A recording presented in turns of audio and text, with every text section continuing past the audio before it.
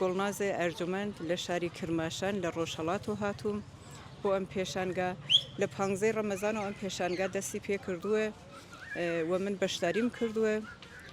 تقریبا منەمە 7 ساڵە لە ناوی ئەم کاری پێشانگانە شرکەتەکەم هەم لە کوردستان و هەم لە عێراق و لە هەر شارێک پێشانگا بووە من بەشداریم کردووە و ئیشی دەستی هەروواکە ئەڕوانن ئەمانە ئیشی دەستی خۆمە ئیشی دەستیم هاوردووە و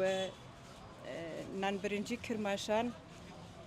کە لەسەر تاسەری دنیاوە بەناوە ئەمە بە ئاردی برنج دروستەکریە لە دنیاوە بەناوە و نانخورمایی و کاک نخۆچی و هەروەها سۆهان کە هین شاری قومە گەز کە هینی ئەسفەهانە یعنی لە نایژم تەواوی شارەکان بەڵام سۆقاتی بازی لە شارەکانی ئێران تێرین بۆ ئەم پێشانگا لە و ئەلحەمدولیلا مردمیش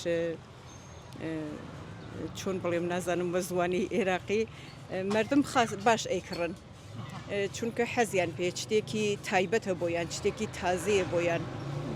هەروە مەسەن بە خەڵکێژمەوە بە ئاردی برنج دروست کراوە تامیەکەن و ئەیبەن یا ئەمە کە نخۆچیە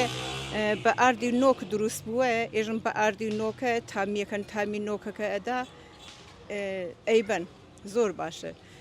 پەنا بەرخوا ئیشەڵا خوا کۆمەکی هەموو بکە هێمەش ببەخشێ و دی ئەم 15 ڕۆژی ڕەمەزان کە دوای هاتوو هێمە لەم پێشانگا بووین ئەم 3 ڕۆژی جەژنیشە باخچەخان کە هینی ئەم فستیواڵە بوو بۆمان درێژی کردو وتی بە هێوەکە لە کشوەرێتر هاتوون بۆ ئێرە با زیاتر